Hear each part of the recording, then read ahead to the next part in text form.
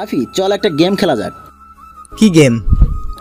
তুই চোখ বন্ধ করে সাইকেল চালিয়ে স্কুলের মাঠ পর্যন্ত যেতে পারলে তুই যা খেতে চাবি আমরা তোকে তাই খাওয়াবো, আর তুই না পারলে আমাদের খাওয়াবি। রাজি তো? আমি রাজি। রাফি কখনো গেমে হারে না। নিলয়, রাফির চোখ রুমাল দিয়ে বেঁধে দে। শালা একটা চিটার, ওকে বিশ্বাস করা যায় না। শালা অপমান করছিস তো কর, আমি অপমান বোধ করলাম না। নিলয় রুমাল দিয়ে আমার চোখ বেঁধে দিল। আমি সাইকেলে উঠলাম। কিছু দূর যাওয়ার পর গাড়ির হরেন বাজছে। এই গ্রামের ছোটোখাটো রাস্তায় একটা গাড়ি ঢুকলে পুরো রাস্তা ব্লক হয়ে যায়। একদিকে ধান ক্ষেত, অন্যদিকে নদী। আমি কি করব বুঝতে পারছি না। নেমে গেলে বাজিতে হেরে যাব, তাই সোজা চলতেছি। গাড়ির সাথে ধাক্কা খেয়ে পড়ে গেলাম। চোখ থেকে কাপড়টা সরাতেই ঠাস করে দিল এক থাপ্পড়। ব্যথায় চোখ বন্ধ করে ফেলেছি। আবার চোখ খুলেই পুরাই শকড।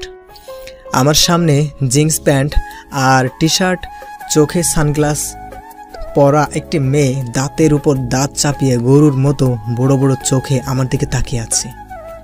আমি অসহায় দৃষ্টিতে তাকিয়ে আছি, ডান হাত বা গালে দিয়ে। চড়গুলো ওখানে ধুমধাম করে পড়েছিল।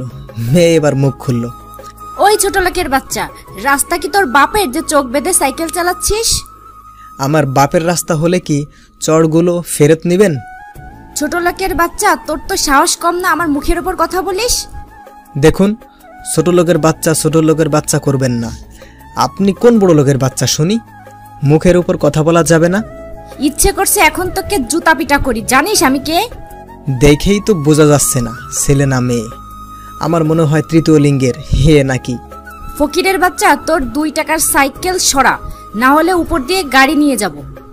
শুধু গাড়ি কেন, এই এলাকায় আপনার পাও মাটির উপর থাকবে না। দেখি কি করিস তুই। মেয়েটা গাড়িতে উঠে আমার সাইকেলের উপর দিয়ে ওর গাড়ি নিয়ে গেল। ওই ওই দাঁড়া। গাড়িটা চলে গেল। আস্তে আস্তে চোখের আড়ালে চলে গেল। আমি রাগী মুডে এখনো তাকিয়ে আছি সেই দিকে। কিরে, সাইকেলের এই অবস্থা কেন? কপালের দোষে এই অবস্থা।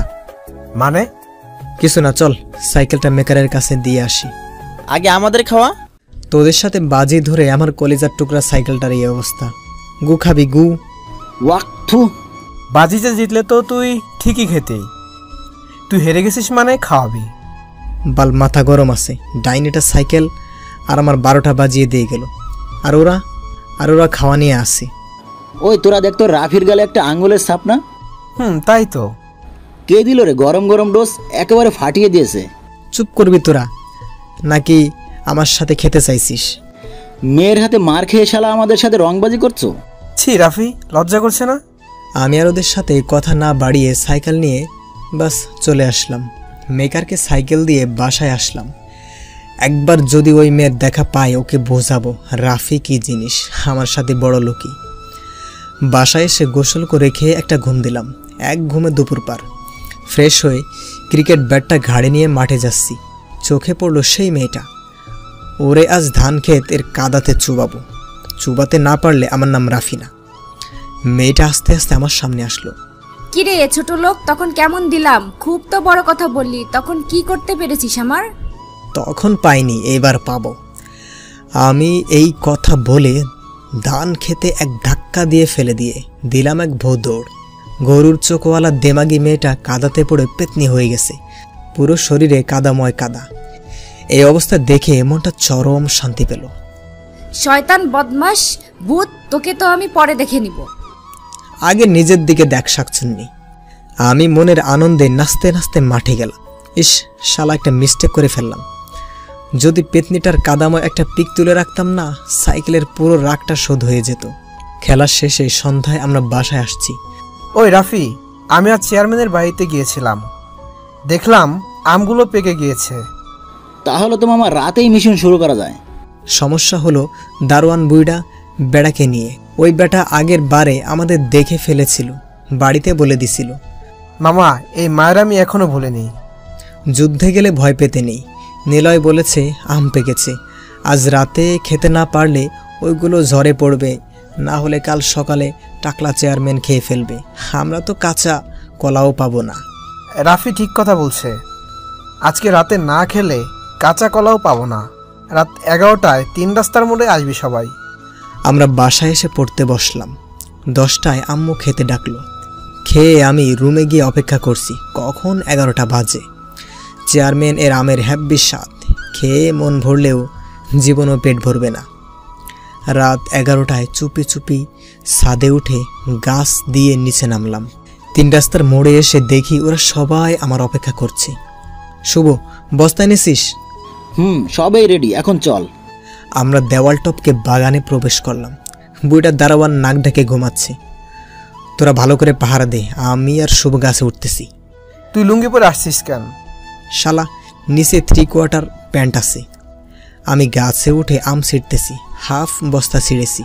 বেটা শুভ হালকা একটা ডালে পা দিতেই ঢাল ভেঙে নিচে পড়ে গেছে। মেয়ে কণ্ঠে কেউ বলে উঠল, কে এখানে? কে? আর এইদিকে এগিয়ে আসছে। ওরা সবাই দৌড় আমাকে রেখে। আমি গাছে আছি। মেয়েটা চোর চোর বলে চিৎকার করছে। বাগানে লাইট জ্বালানো আছে, তাই সব পরিষ্কার দেখা যাচ্ছে। তবুও আমি ঝোপের আড়ালে লুকিয়ে আছি।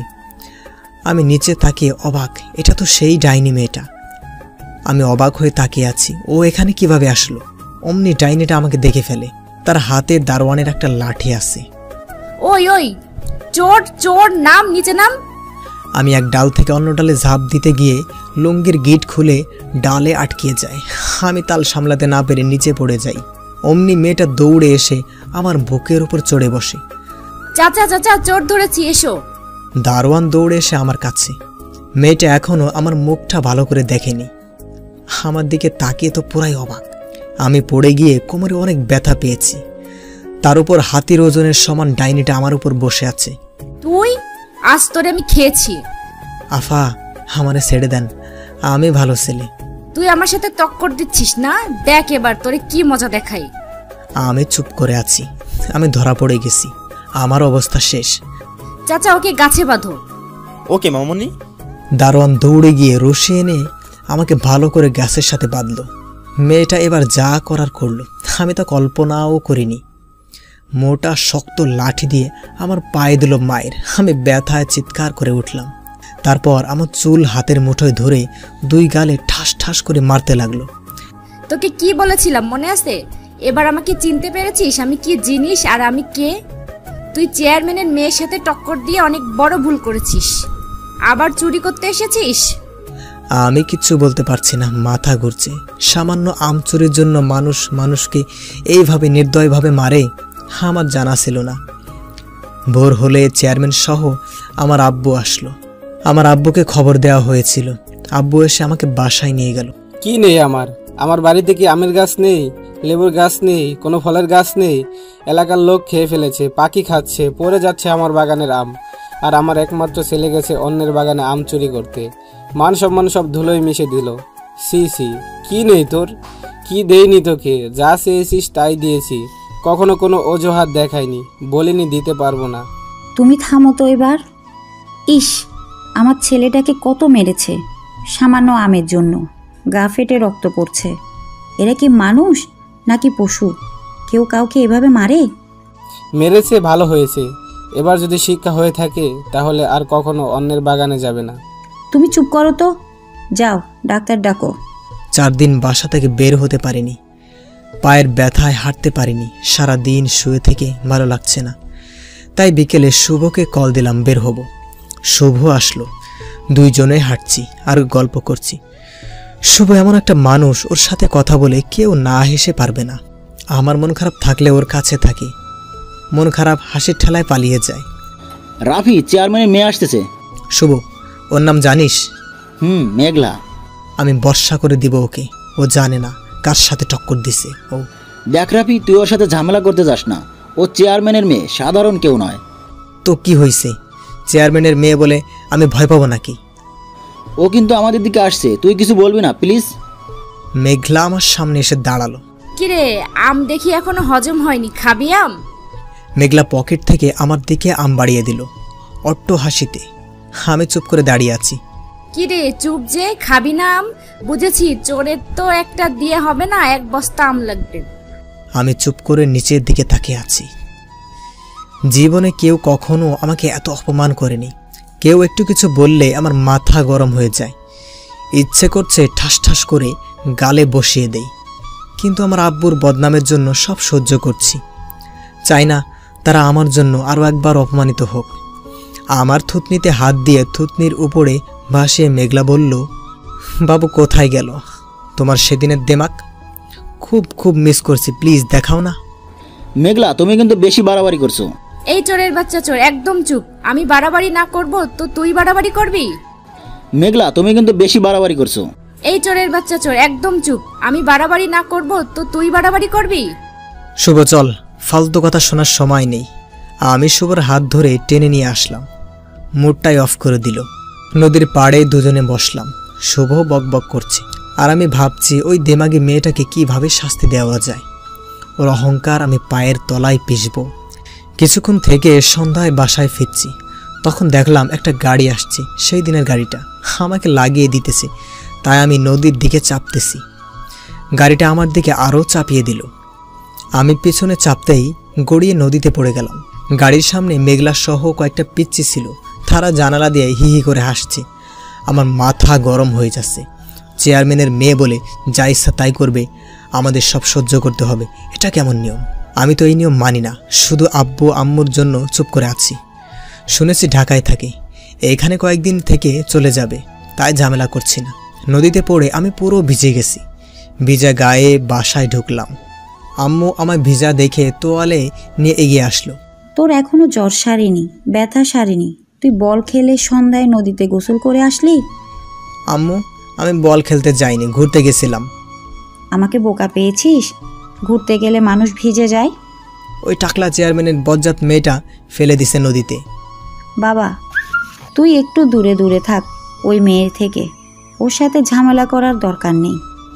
ওরা আমাদের আত্মীয় হয়, কিছুদিনের জন্য তো থাকবে, একটু সহ্য কর। আম্মু, তোমার সম্মানের কথা ভেবে আমি চুপ করে আছি, না হলে ওই মেয়ের পা ভেঙে হাতে ধরিয়ে দিতাম। যা, এখন রুমে গিয়ে কাপড় চেঞ্জ করে পড়তে বস। পরের দিন সকালে বন্ধুদের সাথে স্কুলের মাঠে আমি দেখা করতে যাচ্ছি সাইকেলে করে। মেঘলা সাইকেল চালাতে শিখতেছে, আঁকা বাঁকা ভাবে চালাচ্ছে, ভালোভাবে চালাতে পারে না। আমার মাথায় একটা বুদ্ধি আসলো, আমি লুকিয়ে পড়লাম। যখন নদীর পাড়ে সাইকেল নিয়ে আসলো, আমি বের হয়ে আঁকা বাঁকা ভাবে ওর সামনে সাইকেল চালাচ্ছি। ও নদীর সাইডে যেতে আমি দিলাম লাগিয়ে, গড়িয়ে নদীতে পড়ে গেল। নদীতে পড়ে মেঘলা চিৎকার করে বলছে, কুত্তা, তোর আমি দেখে নেব।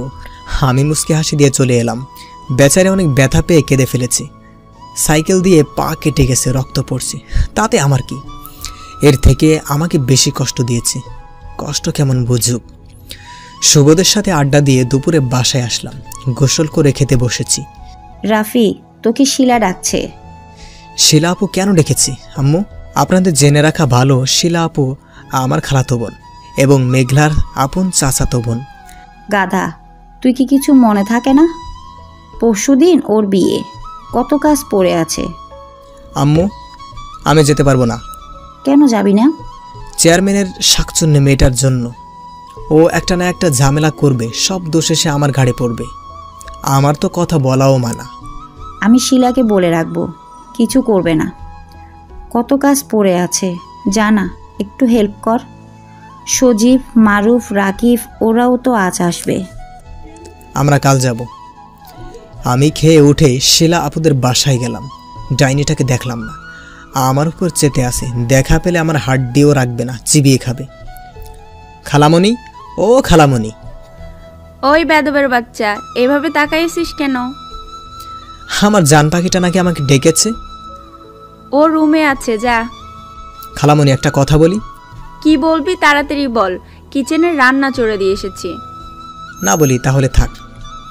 খালা আমার কান ধরে বলল, কি বলবি, বুঝেছি হারামজাদা। জানো খালামণি, আল্লাহর কাছে দোয়া করি তুমি কেন আমার মা হলে না, না বলতেই বুঝে যাও। তেল না মেরে শিলার কাছে যা, কি বলে।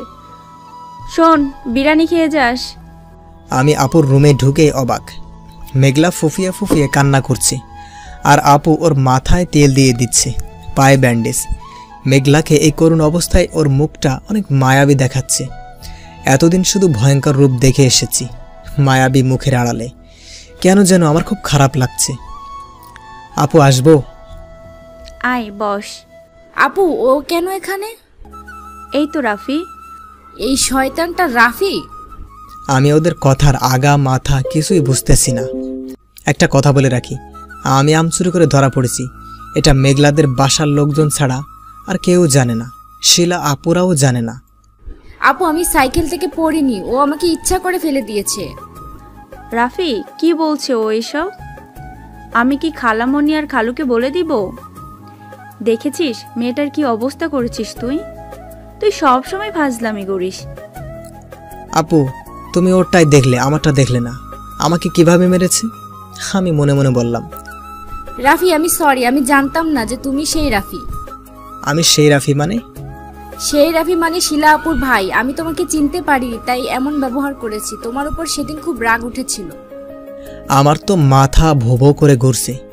এত মিষ্টি কণ্ঠ এতদিন কোথায় ছিল? আপু, মনে হয় ওকে মধু খাইয়ে দিয়েছে। থাম তোরা এখন, তোদের প্রীতি বিয়ের পর করিস। ফিরিতি, তাও আবার এই ডাইনি মেয়েটার সাথে? অসম্ভব। কি জন্য ডেকেছো সেটা বলো। খালামণি বিরিয়ানি নিয়ে আমার জন্য অপেক্ষা করছে। রাফি, এইভাবে বলছো কেন? আমি কি দেখতে এতটাই খারাপ? এটা কিভাবে সম্ভব? যে মেয়ে আমাকে দু চোখে সহ্য করতে পারে না, সে আবার আমার সাথে এভাবে কথা বলছে। এইসব ভেবে আমার কাজ নেই। আপু, তুমি কি বলবা? কেন ডেকেছো? মেঘলা নাকি তোকে দেখবে তাই ডেকেছি। আমাকে তো দেখা হলো, এখন আমি যাচ্ছি। আমি ওদের কিছু বলার সুযোগ না দিয়ে সোজা নিচে চলে আসলাম। বিরিয়ানি খাচ্ছি, তখনই আমার সব কাজিনরা চলে আসলো। কিরে, আমাদেরকে ফেলে একা একা খাচ্ছিস? আয় না খা, কে মানা করছে? ওরাও ফ্রেশ হয়ে আমার সাথে খেতে বসলো। খালামণি আর কাজিনরা আমাকে বাসায় আসতে দিল না। পরশুদিন বিয়ে, অনেক কাজ আছে, সেই কাজগুলো করছি কাজিনরা সহ। রাফি, ওই রাফি। আরে তুই কখন আসলি? অনেক আগে এসেছি, এসেই তোকে দেখলাম, ডাকলাম, শুনলি না? আমি শুনিনি। তো কেমন আছিস? রাফি, এইদিকে আসবা, তোমার সাথে কথা আছে। আমি পিছনে তাকিয়ে মেঘলাকে দেখে অবাক। মেয়েটা আমার পিছু নিয়েছে কেন? কি চাই এখন তার? যা বলার এখানে বলুন। এখানে বলা যাবে না, ওইদিকে চলো। আচ্ছা, তোরা কথা বল, আমি গেলাম, পরে কথা হবে। আরে তুই থাক, সমস্যা নেই। আমার কথা না শুনে মিতু চলে গেল। মেঘলা আমাকে এক প্রকার জোর করে আমাকে ফাঁকা একটা রুমে নিয়ে গেল। আমাকে এখানে নিয়ে আসলেন কেন? মেঘলা আমার শার্টের কলার টেনে ওর ঠোঁটের কাছে নিয়ে আসলো। ওর গরম নিঃশ্বাস আমার উপর পড়ছে। সে বলল, তুমি কোনো মেয়ের সাথে একদম কথা বলবা না। আমার এতটা কাছে কখনো কোনো মেয়ে আসেনি। আমার কেমন যেন লাগছে। আমি আমার কলার থেকে মেঘলার হাত ঝটকিয়ে দূরত্ব বজায় রেখে বললাম, আমি কথা বললে তাতে আপনার সমস্যা কি? সমস্যা আছে বলেই বললাম। আমি কথা বলতে নিষেধ করেছি, বলবা না মানে বলবা না। আমি কেন আপনার কথা শুনবো? আমি বলছি তাই। আপনি বললেই শুনতে হবে নাকি? আমি এখন সব মেয়েদের সাথে কথা বলবো, আপনি যা ইচ্ছা তাই করেন। আমাকে অবাক করে দিয়ে মেঘলা আমার মাথা ধরে আমার ঠোঁট মুখের ভিতরে ঢুকে ঠোঁটে দাঁত দিয়ে কামড় বসে দিল। চিৎকার করতেও পারছি না, ঠোঁট কেটে তাজা রক্ত পড়তেছে। অনেক ব্যথা করছে এবং আবার নিঃশ্বাস বন্ধ হয়ে যাচ্ছে। প্রায় কিছুক্ষণ পর মেঘলা আমাকে ছেড়ে দিয়ে হাঁপাচ্ছে। আমার ঠোঁটে অনেক জ্বালা করতেছে। আমি ওর কাণ্ড দেখে পুরাই থ হয়ে আসি। ও আমার কাছে এসে হাতের কোমল আঙ্গুল দিয়ে আমার ঠোঁটে লেগে থাকা রক্তগুলো মুছে দিয়ে কপালে আলতো করে কিস দিয়ে বলল, আমার কথা মনে থাকে যেন, কোনো মেয়ের দিকে তাকাবা না, তাহলে আমার থেকে কেউ খারাপ হবে না। বলে মেঘলা রুম থেকে চলে গেল। একটু আগে কি ঘটলো সব যেন আমার মাথার উপর দিয়ে গেল। কি হচ্ছে এইসব আমার সাথে? এই মেয়ে আমার কাছে কি চায়? আয়নার সামনে দাঁড়িয়ে দেখি আমার কলাটে মেঘলার লিপস্টিকের দাগ আর ঠোঁট চুইয়ে চুইয়ে রক্ত পড়ছে। বাথরুমে গিয়ে মুখ ধুয়ে সবার আড়ালে মুখ ঢেকে বাসা থেকে বের হয়ে দোকানে এসে মাস্ক নিলাম, যেন কেউ ঠোঁট দেখতে না পায়। ঠোঁটে স্পষ্ট কামড়ের দাগ বোঝা যাচ্ছে। রাতে সবাই একসাথে খেতে বসেছি। মেঘলা আমার পাশে বসেছে। ওর পা দিয়ে আমার পায়ের উপর সুড়সুড়ি দিতেছে, ওর পায়ের নখ দিয়ে আমার পায়ে গোতা দিতেছে। আমার মেজাজটা গরম হয়ে যাচ্ছে। মাথা ঠান্ডা করে আমি খাওয়া ছেড়ে উঠে বসলাম। রাফি কি হলো, শেষ না করে চলে যাচ্ছিস যে? খালামণি, আমার খেতে ইচ্ছা করছে না বলে আমি রুমে আসলাম। একটু পর আমার কাজিনরা সহ মেঘলা আমার রুমে আসলো। কি ব্যাপার, তোমরা আমার রুমে? ভাইয়া আমরা সবাই মিলে গেম খেলবো ছাদে, আসো। আমার ভালো লাগছে না, আমি খেলবো না, তোমরা যাও। রাফি তুমি না খেললে আমিও খেলবো না। রাফি না খেললে আমরা কেউ খেলবো না। আমার ভালো লাগছে না, যা তো তোরা। দেখি কি হয়েছে, জ্বর আসছে নাকি? বলে মেঘলা আমার কপালে হাত দিল। না জ্বর তো নেই রাফি, চলো তো, তোমাকে ছাড়া গেমে মজাই হবে না। ওদের সাথে ছাদে এসে দেখি সব আত্মীয় স্বজন এসেছে। আমার খালা 7 জন, মামা 3 জন, তাদের সব ছেলে মেয়েরা এসেছে। আবার আফুর ফুফাতো ভাই বোন, মানে সব কাজিন। এখন যেহেতু রাত, সময় কাটছে না, তাই সময় পার করার জন্য অনুষ্ঠান করছে। এটা সজীব, মিতু, শিলা আপু আর মেঘলার প্ল্যান। সজীব সবার সামনে দাঁড়িয়ে বলল, আমরা একটা গেম খেলবো লটারির মাধ্যমে। এই ঠোঙ্গায় লটারি আছে, আমরা মিউজিক ছেড়ে দিব। ঠোঙ্গা সবার হাতে হাতে যাবে, যার কাছে গিয়ে মিউজিক থামবে সে ঠোঙ্গায় হাত ঢুকায় একটা কাগজ তুলবে, এতে যা লেখা থাকবে তাকে সেটা করতে হবে। আমি এসবের মধ্যে নেই, যদি নাচতে বলা থাকে আমি পারবো না। প্লিজ আপু থাকো না একটু, নাচ করলে তোমার সকালে জগিংটা হয়ে গেল। আপু থাকো। তাহলে শুরু করা যাক। আগে শিলা আপুকে দিয়ে শুরু করো, যেহেতু আপুর জন্য আয়োজন। ওকে ডান। মিউজিক অন করা হলো। আগে শিলা আপুকে দিয়ে শুরু হলো। আমার ফাটা কপালের কাছে আসতেই মিউজিক বন্ধ হয়ে গেল। আমি ঠোঙ্গায় হাত দিয়ে কাগজ তুললাম। সজীব এসে কেড়ে নিল। রাফি গান গাইবে। আমি গাইতে পারি না। এটা বললে তো হবে না, সবাই বলে উঠল। উপায় নেই, গাইতে শুরু করলাম। আমার সোনার বাংলা, আমি তোমায় ভালোবাসি, চিরদিন মরে যাব, আমি তোমায় ভালোবাসি। অন্যদিকে সবাই হাসতে হাসতে শেষ। আমি বসে পড়লাম। আবার মিউজিক অন করা হলো। সবার হাতে হাতে ঠোঙ্গা চলতে চলতে মেঘলার হাতে এসে মিউজিক বন্ধ হলো। ও চোখ বন্ধ করে ঠোঙ্গার ভিতরে হাত দিয়ে একটা কাগজ খুলল। সজীব দৌড়ে এসে ওর হাত থেকে কাগজটা নিল। আপু আপনার নাম কি? মেঘলা চৌধুরী। মেঘলা চৌধুরী পেয়েছেন। মন খুলে মনের কথাগুলো বলতে হবে, যাকে আপনি ভালোবাসেন। যদি কেউ ভালোবাসার মানুষ না থাকে, তাহলে আপনি ভালোবাসার মানুষ হিসেবে কেমন মানুষ চান? অথবা আপনার ভালোবাসার মানুষকে ঘিরে স্বপ্ন। আমি একজনকে সেই ছোট থেকেই অনেক ভালোবাসি। তখন হয়তো ভালোবাসার মানেটা বুঝতাম না, কিন্তু তাকে ছাড়া কিছু ভালো লাগতো না। যখন আমি ছোট ছিলাম তখন এই গ্রামেই থাকতাম, এখানকার স্কুলে পড়তাম। আমার একটা দুষ্টু বন্ধু ছিল। আম্মু আমার চুল সুন্দর করে আঁচড়ে স্কুলে পাঠিয়ে দিত, বাদরটা চুলগুলো এলোমেলো করে দিত। আমি ওরে মারতাম, খামচে নিতাম হাতের নখ দিয়ে। অনেক ঝগড়া করতাম, আবার এক হতাম। এই দিনগুলো সবই স্মৃতি হয়ে সে ভুলে গেছে আমাকে। অনেক বছর দেখা হয়ে তাকে চিনতে না পারায় অনেক কষ্ট দিয়ে ফেলেছি, অপমান করেছি। হয়তো সে কখনো ক্ষমা করবে না, আর কখনো বুঝবেও না আমি তাকে কতটা ভালোবাসি। এই কথাগুলো বলে মেঘলা বসে পড়ল। আবার গেম চলতে থাকলো, কিন্তু আমি মেঘলার কথাগুলো ভুলতে পারছি না। ও কি বলল এইসব? ওই সেই ওর ছোটবেলার বাদরটা তো আমি। আমারও ওর কথা মনে ছিল না, ওকে চিনতেও পারিনি। 4র্থ শ্রেণীতে উঠে ও ঢাকায় চলে যায়, আর দেখা নেই কথা নেই। আমি ভুলে গেছি ওর মনে আছে। ওকে আমাকে ভালোবাসে। পরের দিন আমি ঘুম ভেঙে বুকের ভিতর ভারী কিছু অনুভব করছি। চোখ খুলে তো আমার পুরাই কলা গাছ। মেঘলা আমার উপর শুয়ে আছে। ওর মায়াবী মুখটা দেখেই বুকটা কেঁপে উঠল। ওই মায়াবী মুখের দিকে তাকিয়ে আমি 1000 বার মরতেও পারি। এই এই উঠুন। কি হয়েছে, ডাকছো কেন? উঠেন, কেউ দেখলে ঝামেলা হবে তো। দেখলে দেখুক, তাতে আমাদের কি? আমি ঝটকে ওকে আমার বুকের উপর থেকে ফেলে দিলাম। কি সমস্যা আপনার? এমন করছেন কেন? কি চান আপনি? তুমি কি এখনো বুঝতে পারছো না আমি তোমাকে চাই? না, বুঝি না। আমি আপনাকে চাই না। আপনারা বড় লোক আর আমরা ছোট লোক, চোর। দয়া করে আর বিরক্ত করবেন না। কেউ দেখে ফেললে আপনার কিছু হবে না, কিন্তু আমাদের অনেক ক্ষতি হবে।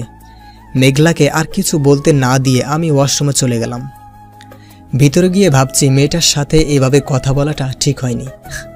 আমি তো ওকে পছন্দ করা শুরু করে দিয়েছি। ও তো আমাকে ছোট থেকেই ভালোবাসে। আমার একটা সমস্যা, অল্পতেই রাগ কন্ট্রোল করতে পারি না। ওর সাথে এমনটা না করলেও পারতাম। ফ্রেশ হয়ে রুমে এসে দেখি শুয়ে ফুফিয়ে ফুফিয়ে কান্না করছে। আমি ওর পিঠে হাত দিলাম। ও আমার দিকে তাকালো। রাফি, তুমি কি সত্যি আমাকে ভালোবাসো না? আমি তোমাকে সত্যি অনেক ভালোবাসি। তোমার সাথে যা করেছি তার জন্য আমাকে যা শাস্তি দিবা মাথা পেতে নিব। প্লিজ তোমার থেকে দূরে সরে দিও না। এটা হয় না মেঘলা, আমি তোমাকে ভালোবাসি না। আমার কি দেখে ভালোবাসো না রাফি? প্লিজ প্লিজ বলো, তুমি যা বলবো আমি তাই করব। তোমার উপর আমার কোনো অনুভূতিও নেই। ভালো না বেশে তো আমি তোমাকে ভালোবাসি বলতে পারবো না। সরি, আমাকে ক্ষমা করে দাও রাফি। আমার ভালোবাসা আমি আদায় করে নিব। মেঘলা চলে গেল। আমি সেই নিথর হয়ে দাঁড়িয়ে আছি। কাল থেকে আমি এটাই ভাবছি, কি হচ্ছে এইসব আমার সাথে। বন্ধুদের সাথে আড্ডা দিলে জড়তাটা কেটে যাবে, কিন্তু কাল বিয়ে, আজ অনেক কাজের চাপ। এখান থেকে কেউ বের হতে দিবে না। নাস্তা করতে ডাকতেছে। নাস্তা করতে গিয়ে দেখি একটাই চেয়ার ফাঁকা, সেটা মেঘলার পাশে। ওর কাছে গেলে আমি নিজেকে থামাতে পারি না, ওর সাথে মিশে যেতে ইচ্ছা করছে। কোনো রকমে খেয়ে আমি কাজে লেগে পড়লাম। রাফি, তোমার সাথে আমার কথা আছে। কি কথা বলবেন এখানে বলুন। জরুরি কথা, এখানে বলা যাবে না। প্লিজ ওইদিকে চলো। কালকে যেটা করেছেন ভুলিনি, আজও দাগ আছে। সরি, আমার কথা কিছু বলবো না। প্লিজ শুনো, খুব গুরুত্বপূর্ণ কথা। আচ্ছা চলুন। আমি ওর সাথে একটু আড়ালে আসলাম। বলুন এখন। তোমাকে এই বিয়েটা বন্ধ করতে হবে। মানে কি? কেন ভাঙবো আমি বিয়ে? আপু অন্য কাউকে ভালোবাসে। কি বলছেন এইসব? আমি বিশ্বাস করি না। আমি আপুর বিছানা গোছাতে এটা পেয়েছি, পড়ে দেখো। আমি মেঘলার হাত থেকে মোড়ানো কাগজটা নিয়ে পড়তে লাগলাম। তোমাকে আমি একান্ত নিজের করতে চাই। শরীরটা দূরে দূরে হোক, না হয় মনটা। একশোতায় বাধা হোক পাশাপাশি। পৃথিবীর সবাই আমাকে দৌড়ে ছুড়ে দিক, তুমি শুধু বুকে জড়িয়ে নাও। তোমাকে কেউ না দেখুক, কেউ না ভাবুক, কেউ ভালো না বাসুক, শুধু আমি ভালোবাসতে চাই। আমি ভাবতে ভাবতে ক্লান্ত। তোমার একটু দূরত্বে কেন আমি পাগল হয়ে যাই, একটু সঙ্গতায় পুনরায় জীবিত হয়ে যাই। আমার খুব ইচ্ছে তোমার হাতের আঙুলের ফাঁকে আমার হাতের আঙুল ঢুকিয়ে হাতটি ধরে স্বপ্নের পথে চলতে চলতে দুজনে বুড়ো বুড়ি হয়ে যাই। আমার চোখের পলকে, মনের ঝলকে তুমি, শুধু তুমি। তোমার পাশাপাশি দাঁড়িয়েও হাত ধরার অধিকারটা নেই। নাই থাক অধিকার। তুমি তো আমাকে ভালোবাসো। এমন যদি হতো, আজ অন্য কেউ চিরদিনের জন্য আমার হাত ধরে তোমার থেকে হয়তো বেশি দূরে নিয়ে যাবে না। যে শিকল পড়াবে সেটাও তো কখনো ছিঁড়তে পারবো না। আজ আমার বিয়ে, জানি তুমি নাচতে নাচতে বিয়ে খেতে আসবে, আনন্দ করবে অন্যদের মতো।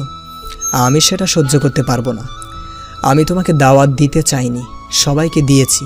তোমাকে না দিলে কষ্ট পাবে ভীষণ। এটা তো জানো না তোমাকে কতটা ভালোবাসি। কখনো বুঝতেই দেইনি ভালোবাসি হারিয়ে ফেলার ভয়ে, তবুও তো হারিয়ে ফেললাম। হারিয়ে যেহেতু ফেললাম, আজ বলতে কোনো ভয় নেই। I love you Rohan. তুমি এটা পড়ছো জেনে আমার বুকের মাঝে যে বিশাল পাথরটা আছে গলে যাবে। তোমাকে দেখলে আমি কবুল বলতে পারবো না, তাই তুমি আসবে না। পথে চলার পথে তোমার আবার দেখা হয়ে যাবে।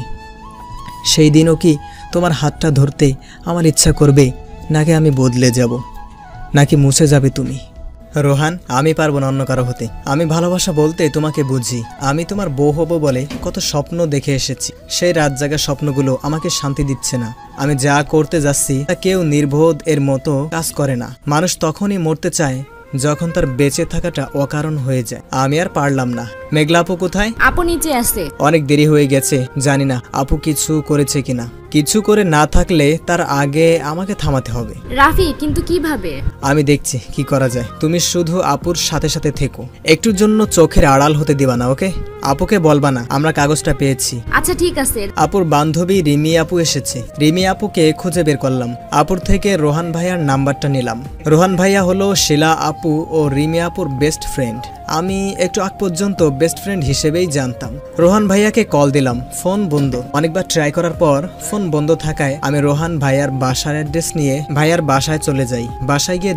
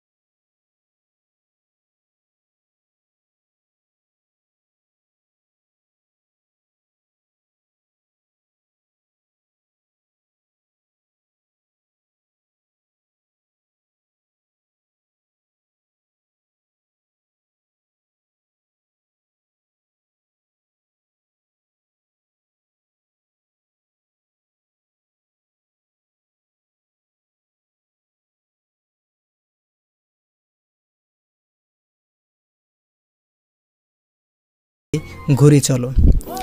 ক্ষমা এবার করো না আমায়, ভুল তো তবু মানুষই করে, ভুল তো তবু মানুষেরই হয়, করব না আর এমন কভু, মাফটা এবার করো না তবু। জানো রাফি, গর্বে আমার বুকটা ফেটে যাচ্ছে। কেউ আমাকে এত বেশি ভালোবাসে, সেই মানুষটা আমাকে তার জীবনের থেকে বেশি ভালোবাসে, যাকে আমি আমার অবুঝবেলা থেকে ভালোবেসে এসেছি। কিন্তু রাফি, আমি যে এত ভাগ্যবতী নই, তোমার ভালোবাসা পাওয়া যে আমার আর ক্ষমতা নেই রাফি। কেন নেই? আমাকে এবার বিশ্বাস করো তো। বিশ্বাস করি, কিন্তু মেঘলা, কিন্তু কি? রাফি, আমার আব্বু আমার বিয়ে ঠিক করে রেখেছে। তখন তুমি বলছিলে আমাকে ভালোবাসো না, আমি তখন রাজি হয়ে যাই। ছেলে আমেরিকাতে থাকে, বড় ডাক্তার। আমি কি করব ভেবে পাইনি, রাজি হয়ে গেছি ভুলে। তুমি আমার অবস্থাটা বুঝতে চেষ্টা করো, তখন আমি কোন পরিস্থিতিতে ছিলাম। তোমাকে ছাড়া সত্যি আমি থাকতে পারছিলাম না, আবার তোমার কাছে যেতে পারছি না। তাই ছদ্মবেশে ভার্সিটিতে যেতাম শুধুমাত্র দেখার জন্য। ভার্সিটিতে চর মেরেছি রেগে। রাফি, কাল আমার গায়ে হলুদ, পরশু আমার বিয়ে। মেঘলা ফুফিয়ে ফুফিয়ে কাঁদছে। আমি 2 হাত দিয়ে ওর 2 চোখের পানি মুছে দিলাম। আমার চোখের পানি ও বাধা মানেনি, বের হয়ে এসেছে। আমি কি বলবো ভেবে পাচ্ছি না, ভেতর থেকে কথা বের হচ্ছে না। রাফি, আমাকে নিয়ে পালিয়ে যাবা? এসব কি বলছো তুমি? চলো না পালাই, অনেক দূরে যাব আমরা। তোমার পরিবার, আমার পরিবার, কেউ আমাদের খুঁজে পাবে না।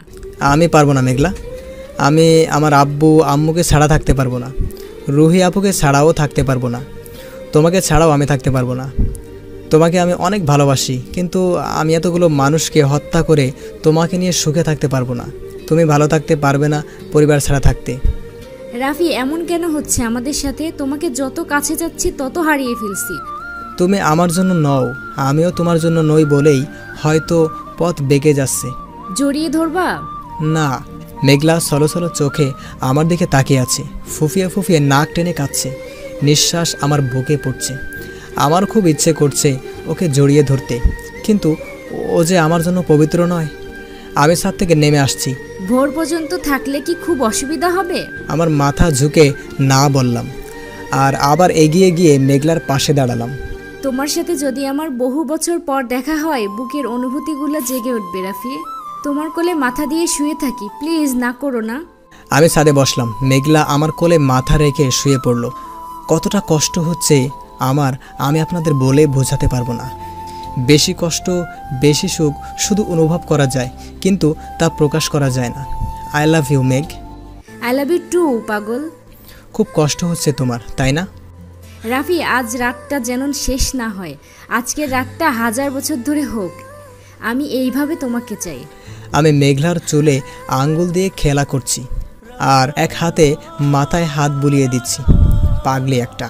ফজরের আজান দিতেই আমি মেঘলাকে বিদায় দিয়ে রুমে আসলাম। মেঘলাও চলে গেল। ওকে নিয়ে পালিয়ে গেলে হয়তো ওকে পেতাম, কিন্তু আমার চারপাশের শূন্যতা তো থেকেই যেত। বাবা মাকে আবার হারাতাম, হারিয়ে ফেলতাম সেই নিঃস্বার্থ স্নেহ মমতা জড়ানো রুহি আপুর ভালোবাসা। আমরা দুজন ভুল করেছি, আমরা শাস্তি ভোগ করি, বাকিরা ভালো থাক।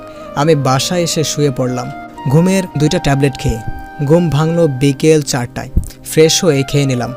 ফোনটা হাতে নিয়ে দেখি আপু অনেকগুলো কল দিয়েছে, মিস কল হয়ে আছে।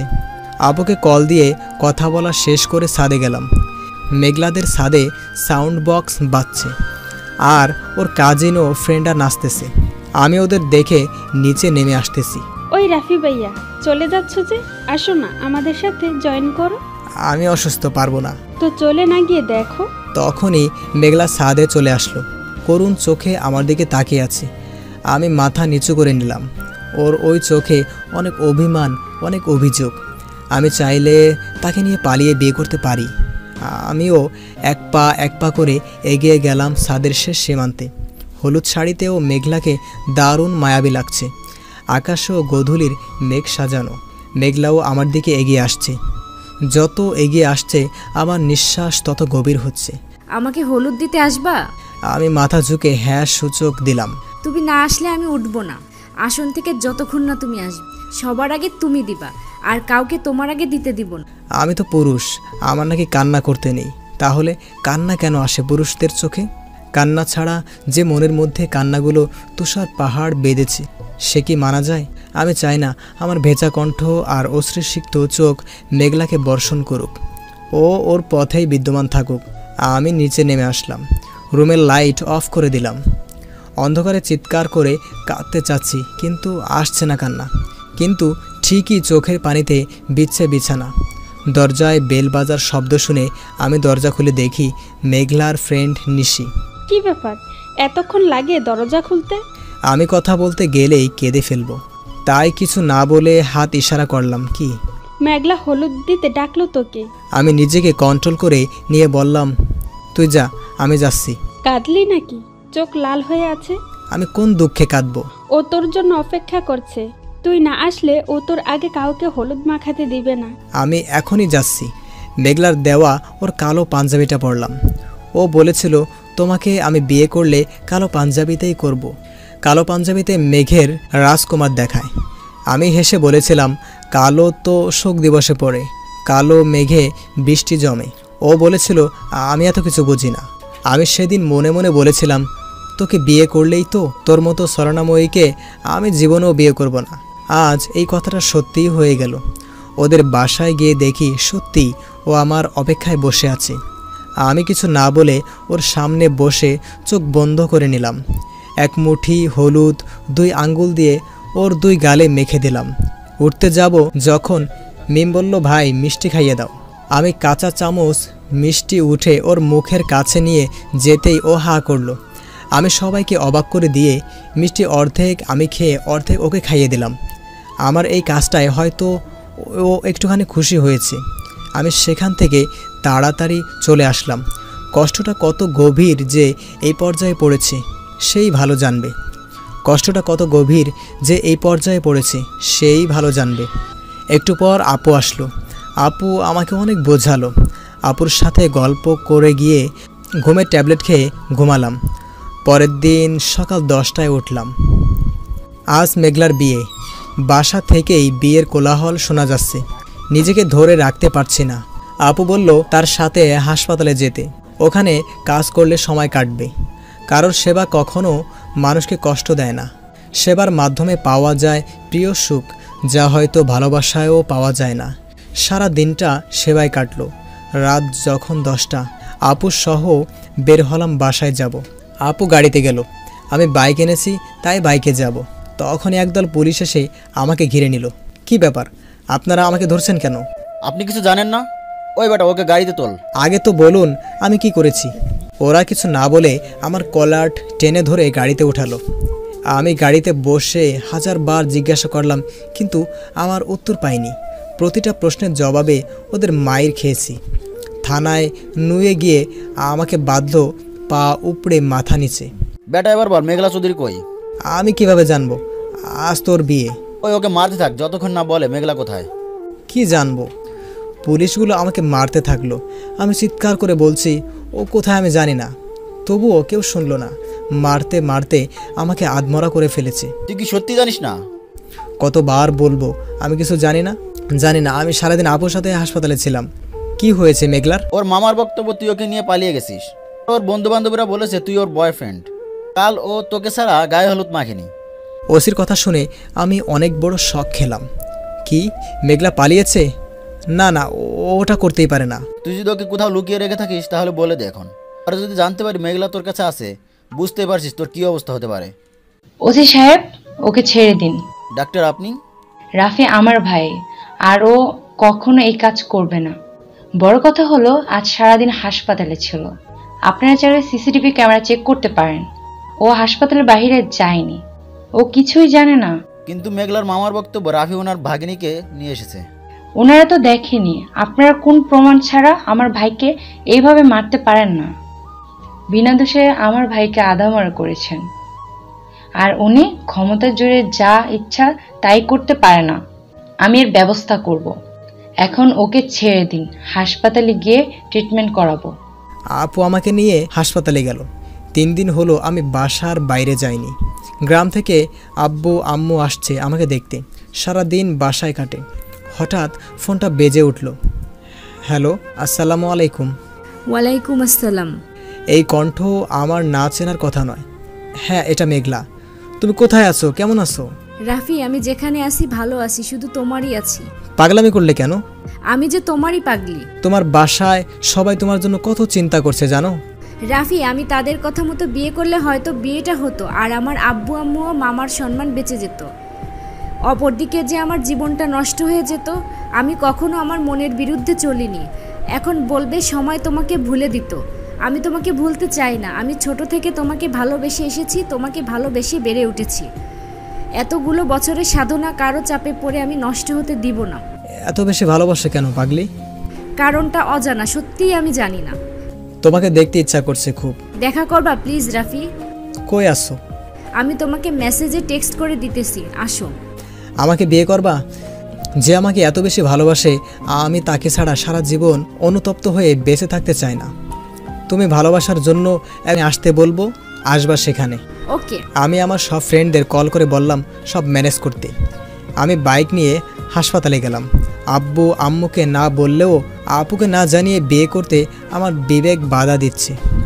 আপুকে জানালাম। আপু বলল ঠিক আছে তোরা বিয়ে কর, বাকিটা আমি দেখব। কিন্তু মেঘলার মামা মামলা করলে, মেঘলার বয়ান পাল্টালে তোমার বিপদ। আপু যে আমার জন্য এত কিছু করতে পারে সে ভয়ে বয়ান পাল্টাবে না। ওকে, আমি কোর্টে গিয়ে মেঘলাকে বিয়ে করলাম। এখন আমরা আইনের স্বামী স্ত্রী। এটা যেন আমার সুখের দিন। অনেক বাধা, অনেক অভিমান, অনেক পথ পেরিয়ে পেলাম ভালোবাসার মানুষটাকে। সামনে এখনও খানিকটা বিপদ আছে, সেটা হলো মেঘলার পরিবার। রাতে মেঘলাকে এর বাসায় পৌঁছে দিয়ে আমি বাসায় আসলাম। বাসায় এসে আব্বু আম্মুকে সব বলে তাদের কাছে ক্ষমা চাইলাম, কারণ আমি তাদের ছাড়া থাকতে পারবো না, যেমন তেমনই মেঘলাকে ছাড়াও ভালো থাকতে পারবো না। আব্বু আম্মু আমার বিষয়টা বুঝেছে, কেননা তারাও প্রেম করে বিয়ে করেছে। অন্যদিকে মেঘলা বাসায় ঢুকতেও ওর আম্মু ওকে দেখে কেঁদে জড়িয়ে ধরেছে। এই 3 দিন কই ছিলি মা? ওর মামি মেঘলাকে ওর রুমে গিয়ে ফ্রেশ হয়ে নিচে আসতে বলল। মেঘলা ফ্রেশ হয়ে নিচে এসে দেখে ওর পরিবারের সবাই আছে। ওর মামাকেও ও বেশি ভয় পায়। কাপা কাপা পায়ে গিয়ে তাদের সামনে দাঁড়ালো। মেঘলা, তুই বিয়ে করবি না? এটা বলতে পারতি। আমাদের মান সম্মান এভাবে শেষ করলি কেন? আমরা তো তোর মতামত নিয়ে বিয়ের আয়োজন করেছি। মামা, আমি একজনকে ভালোবাসি। আগে বলিসনি কেন? আমি কি তোর কোনো চাওয়া পূর্ণতা রেখেছি? আমার মেয়ে নেই, তুই তো আমার মেয়ের মতোই। ওর সাথে আমার ঝগড়া হয়েছিল, তাই রাগ করে রাজি হয়ে গেছি। পরে বুঝেছি তাকে ছাড়া আমি থাকতে পারবো না। খুব দেরি হয়ে গেছে। তোমাকে বললে তুমি রাগ করবে, তাকে লোক দিয়ে মারবে, সেই ভয়ে বলিনি। আমি বিয়ে করতেই চেয়েছিলাম, কিন্তু বউ সাজার পর নিজেকে ধরে রাখতে পারিনি, তাই পালিয়ে গেছি। যা হওয়ার হয়েছে। এই ছেলের নাম কি? রাফি। বলিস কি? ওকে ওকে ওসি এত মারলো, ও যে বললো জানে না। মামা, সত্যি রাফি জানতো না। আমি ওকে বলেছিলাম আমাকে পালিয়ে নিয়ে যেতে। ও আমাকে বলেছে ও আমাদের সুখের জন্য 2টা পরিবারকে কষ্ট দিতে পারবে না। মামা, ও অনেক ভালো ছেলে। তাহলে ওর আব্বু আম্মুর সাথে কথা বলে বিয়ে ঠিক করি। কি বলেন দুলাভাই? থ্যাংক ইউ মামা। মেঘলা দৌড়ে ছাদে এসে আমাকে কল করে ছাদে আসতে বলল। আমি ছাদে আসতেই আমাকে জড়িয়ে ধরলো। এই কি করছো? কেউ দেখে ফেলবে তো।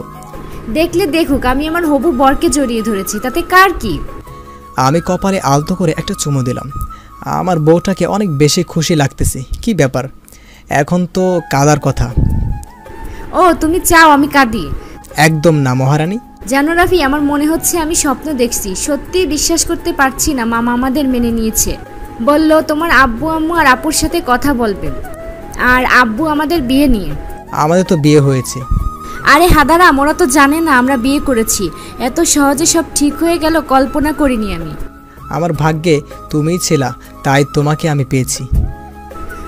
গো আমার সোনা বর, অবশেষে তোমাকেই পেলাম আপন করে। গল্পটা কেমন হয়েছে সবাই জানাবেন।